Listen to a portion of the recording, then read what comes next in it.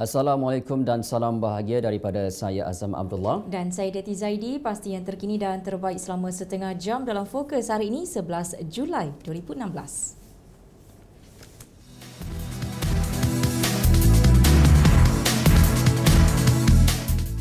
Paparan utama Fokus hari ini 11 Julai 2016. Silibus SABK mampu sekat fahaman ekstremis dan keganasan. Perdana Menteri kemuka syarat penyelesaian luar mahkamah saman fitnah terhadap Harakah Delhi. Portugal juara Euro 2016.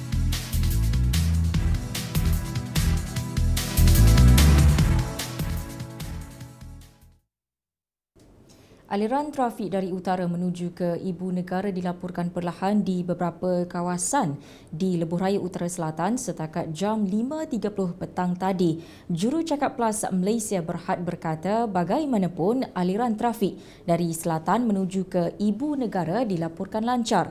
Sementara itu, kutipan tol di Lebuh Raya Pantai Timur 2 atau LPT2 yang dibuka kepada trafik sepenuhnya mulai 31 Januari tahun lepas akan berkuat kuasa bermula 12.01 malam 15 Julai 2016. Ketua Pengarah Lembaga Lebuh Raya Malaysia LLM Datuk Ismail Mat Saleh dalam kenyataan hari ini berkata keputusan kerajaan melaksanakan kutipan tol di LPT2 selepas sambutan Hari Raya Aidilfitri dibuat setelah mengambil kira kepentingan rakyat. Baik, sementara itu sebanyak 15,524 kes kemalangan jalan raya direkodkan berlaku di seluruh negara setakat 11 hari pelaksanaan Op Selamat Siri 9-2016 yang bermula 29 Jun lepas, iaitu peningkatan sebanyak 2.5% atau 377 kes berbanding 15,147 kes bagi tempoh sama tahun lepas. Pengarah Jabatan Siasatan dan Penguatkuasaan Trafik Bukit Aman, Datuk Muhammad Akhir Darus berkata bagaimanapun jumlah kemalangan maut menurun 38 kes atau 15.8% apabila mencatatkan 203 kes berbanding 241 kes pada tahun lepas. Jumlah kematian akibat kemalangan jalan raya sepanjang 11 hari operasi sempena sambutan Hari Raya Aidilfitri itu juga menurun kepada 229 kes berbanding 266 kes tahun lepas, iaitu penurunan sebanyak 37 kes atau 13.9%.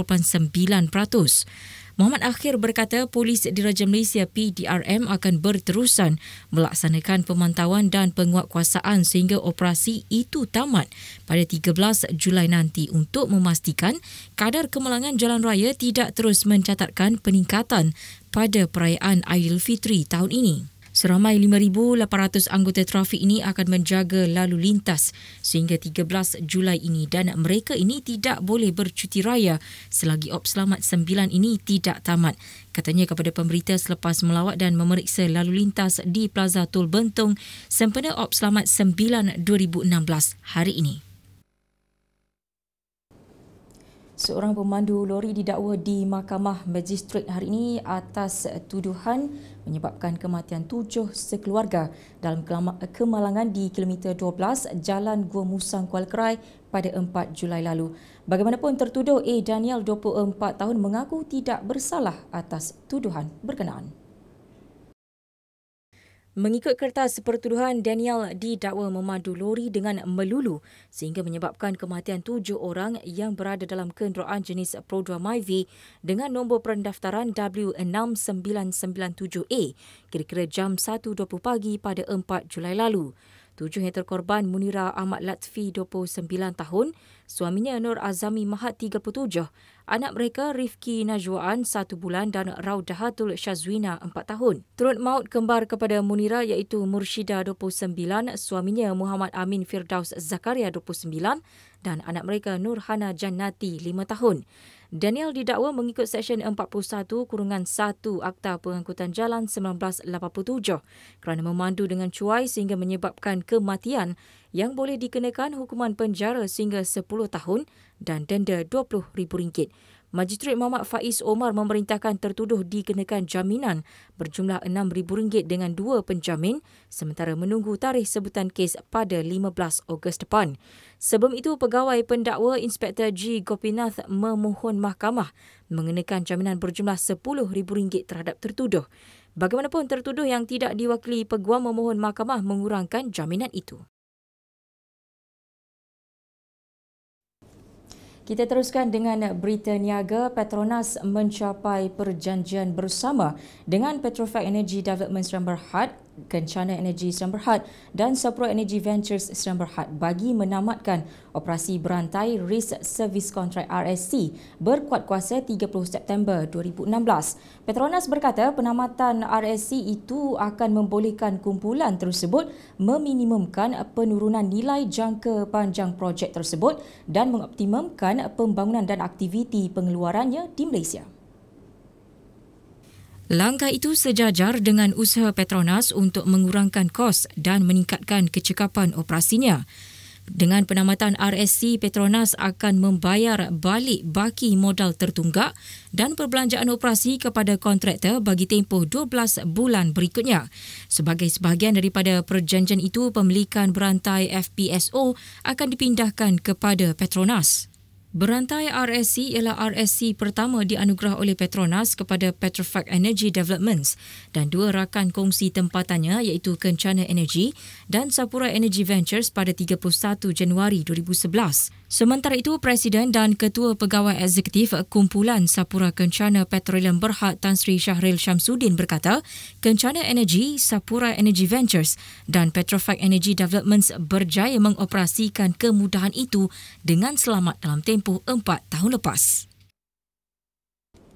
Bank Negara Malaysia BNM dijangka mengekalkan kadar dasar semalaman pada 3.25% semasa mesyuarat Jawatankuasa Dasar Monetary MPC pada 13 Julai ini. Standard Chartered berpendapat Bank Pusat akan menurunkan kadar dasar tahun ini.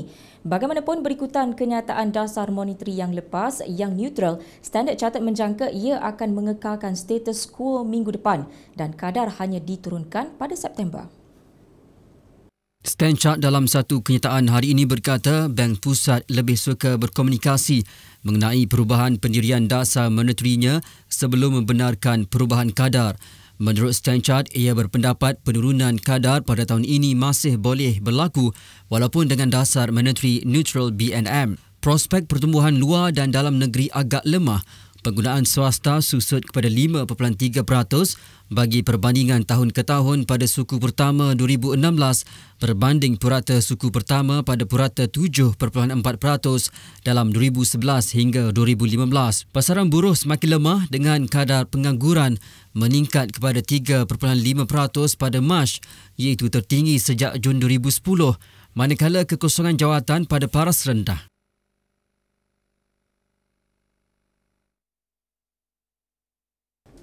Pengasas bersama dan Ketua Pegawai Eksekutif Kumpulan AirAsia Tan Sri Tony Fernandes menyasarkan unit penerbangan tambang murah jarak jauhnya AirAsia X Berhad akan mempunyai penerbangan ke setiap benua di dunia.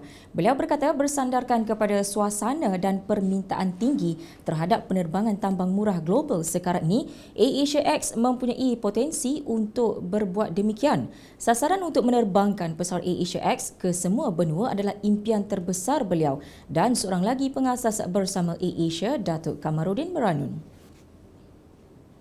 Tony berkata impian mereka sudah dicapai apabila AirAsia akhirnya berada di semua benua di dunia ini. Laluannya adalah jelas iaitu Kuala Lumpur, Lisbon dan Lisbon, Rio de Janeiro. Peluang sebenarnya adalah besar pada tahun ini dengan adanya Olimpik, namun belum masanya lagi. Penubuhan AirAsia X pada awalnya adalah untuk menyokong AirAsia, namun sekarang beliau merasakan mereka boleh menyediakan perkhidmatan ke seluruh dunia. Katanya ia tidak akan menjadi seperti Emirates kerana syarikat penerbangan Asia Barat itu terlalu memberikan perhatian kepada geografi. Namun AirAsia X boleh menjadi sebuah syarikat penerbangan feeder yang baik. AirAsia X ketika ini mempunyai penerbangan ke beberapa destinasi di rantau Asia Pasifik. Ia kini beroperasi di 19 destinasi Asia iaitu Sapporo, Tokyo, Osaka, Seoul, Busan, Taipei, Xi'an, Beijing, Hangzhou, Chengdu, Shanghai, New Delhi dan Kathmandu.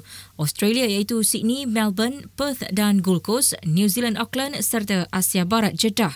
Bulan lalu, Kamarudin pada sidang akhbar selepas mesyuarat agung tahunan AGM, AirAsia X menzahirkan keyakinan bahawa syarikat penerbangan itu akan mencatatkan keuntungan tahun ini berikutan prestasi keuangan kukuh pada suku keempat 2014 serta suku pertama 2015.